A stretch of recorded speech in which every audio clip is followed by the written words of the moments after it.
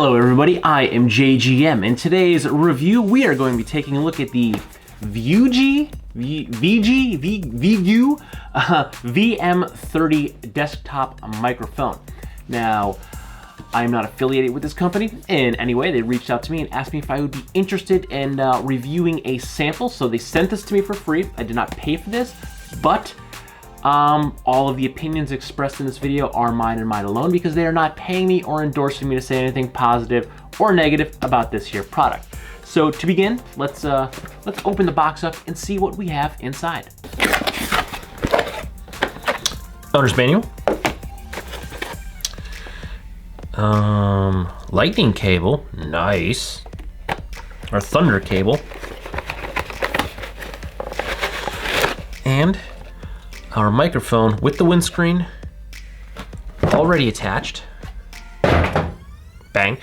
Windscreen already attached and tripod already attached. This actually has a dual input, so I could either use it for USB or it has a thunder, so I can take the dongle off my MacBook Pro and just use the actual thunder cable and plug it right in. So right there, you got some brownie points. Now to start off, this microphone comes in at, I believe, $24.99 USD right now. And looking at the bottom of it, it looks like we have a headphone input, the power input, a roller dial for our volume, and then it looks like there is a mute button right here on the front of the microphone. I believe this comes in two colors, red and blue, I think. I went with the red one. I like red. That's it. That's the only reason. I like red. So we're gonna go ahead and plug this in. And I knocked it out of, there we go. Slide it back down there. All right, so that ends well. Now, we are going to run this directly into Adobe Audition. So I took the dongle off and I'm going to try to run it directly with my thunder cable. So what we're gonna do is run raw audio into Adobe Audition. Now, first thing, you want to see if it auto connected to, let's see. Nope, okay, so it did not auto connect. I do have power. I got a little blue light. Can you see the blue light? Probably real hard. There's a little blue light. So I got power to the microphone, but it did not auto connect to Adobe Audition. So I need to go in here and try to add it. Condenser microphone. There we go. It even comes up by name. VeGue VM30 audio device. Okay, so now we're directly connected. Okay, so what we're gonna do now is we are gonna run directly into Adobe Audition. The audio you're gonna hear when I go to the microphone is the raw audio. We're not gonna edit it in any way. I might adjust the level slightly just so we can hear it. If it's super low, we can hear it. Now I do need to see, okay, I think it's all the way off, so we're gonna just roll the dial up. All right, we'll roll it down and up. Okay, so the dial does work. I wanted to make sure there wasn't like sticking points in the dial. All right, we are recording, and yeah, we are. I think I might be. Yeah, I'm all the way up. Okay, so there we go. We're muted. Now, there's no telling what 50% is, but I could see the VU meter, so I'm gonna keep rolling it because I have it down, so it's kind of low. All right, that's maxed. And I'm peaking. It definitely saw some red. So we're gonna wind that down just a little bit because it's not up here in my face. If it was up in my face, I'm definitely peaking right now. But if I'm leaving it down here on the table, that seems pretty good to me. The distance I'm away from it, I think, can I change the angle? Yes, I can change the angle a little bit. That's pretty good. So, all right, now we're gonna do the elbows on the table test. So, got my elbows on the table. The microphone did shake just a little bit. I don't know how much that's gonna pick up because yeah, we are rude people and we put our elbows on the table when we talk, when we eat, when we do anything. So I'm going to probably, if I'm talking, and I know I definitely do this, I put my elbows on the table, I take my elbows off, I get up, I get on. So there's gonna be a lot of bouncing around. which is one of the reasons I generally don't use these desktop ones, is they seem to bounce a little bit more, but we're gonna see how this one fares. Now, hands off the table. I slid my body back just a little bit here. We're gonna see if this mute button works, so. Okay, so the mute button worked. I hit mute on the microphone and there's nothing recording. Mute back on. Now we'll take our handy dandy headphones here and we will plug this in and see if we can, definitely, I can already hear it. I already can hear. All right, so from what I can hear through the headphones, it definitely sounds hollow, like an empty room, because I'm in a big room right now. So there's that to take into consideration. There's no soundproofing down here. I'm in my basement. This is my basement. There is a wooden wall behind me that I built, and behind that is cinder blocks. And then in front of this it's a basement. I got a furnace. I got a hot water heater. I got a workshop.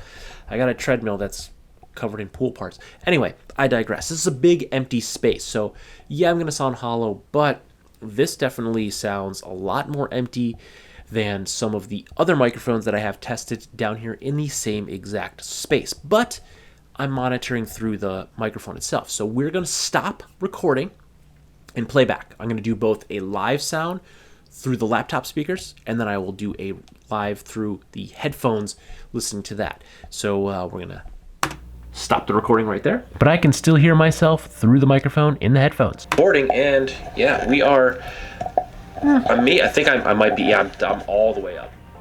The distance I'm away from it, I think, can I change the angle? Yes, I can change the angle a little bit. Sounds a little bit better. That's pretty good. So we put our elbows on the table when we talk, when we eat, when we do anything. So I'm going to probably, if I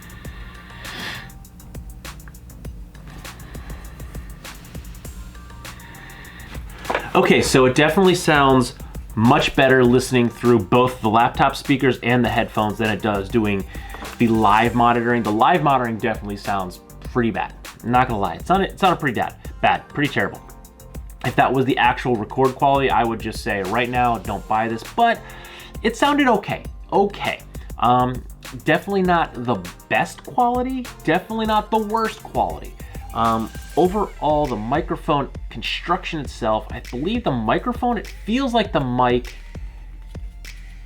is made of a mix. Yeah, it feels like the cage and top piece here is aluminum.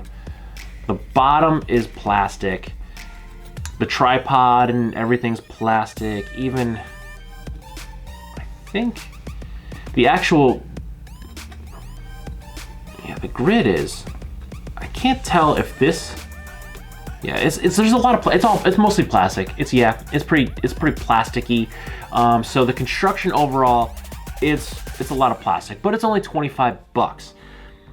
But is it worth $25? Honestly,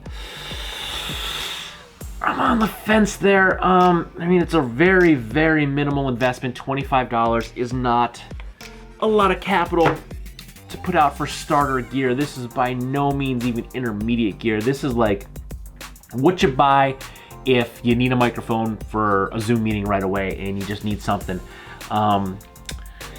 It's okay. It's okay. There's definitely some better places to put your money. There's some other microphones that I've reviewed over on the main channel too. There's some stuff that's not too much more money than this that definitely sounds a lot better than this. I'm not a huge fan of desktop microphones. They are good because they're super easy to portable. You can move them around. You're not stuck. When you get a C-arm, you got a lot of movement with the C-arm, but it's in that general location. I can't even just take my C-arm from the right side of my table and put it on the left side of my table.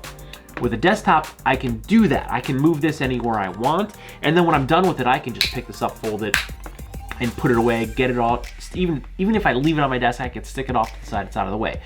With a C-arm, it's bigger, it's bulky, there's a lot of parts, you can't just set it off to the side. So yeah, there's some benefits to having a desktop, but I think audio quality wise, something with a C-arm is gonna probably do a little bit better. If you're really, really pressed, I mean, it's not bad, it's 25 bucks, it's $25 worth of quality. It's not terrible, it's not the worst I ever used, far from the best I've ever used, but I don't know, I'm on the fence. I think it's on point for a $25 microphone, so the price point's there, 25 bucks. I'm kind of torn. Really, I don't want to say go out and buy it if you need something low end to start, because there are some better options out there. It's okay. It's all right. If you only got 25 bucks, it's not going to be terribly spent here. But overall, I think if you just you threw another $20-25 in, you can get something that's going to give you a little bit better sound quality. That's my opinions. I think it's okay if you only have like 20-25 bucks. Yeah, you're not going to. It'll get the job done. You might be disappointed, but it'll get the job done. It doesn't sound awful. No, terrible. Awful might be the wrong word to use. Terrible is definitely the correct word to use. Yeah, there's some better places that you can stick your cash if you just want to up that capital just a little bit. You can get something that's a little bit better quality.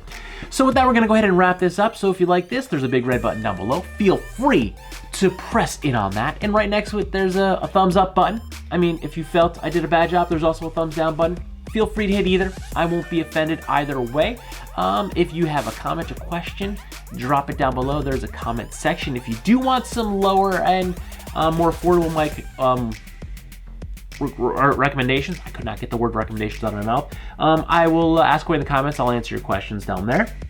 But with that, we're going to go ahead and wrap this up. So you have a good one.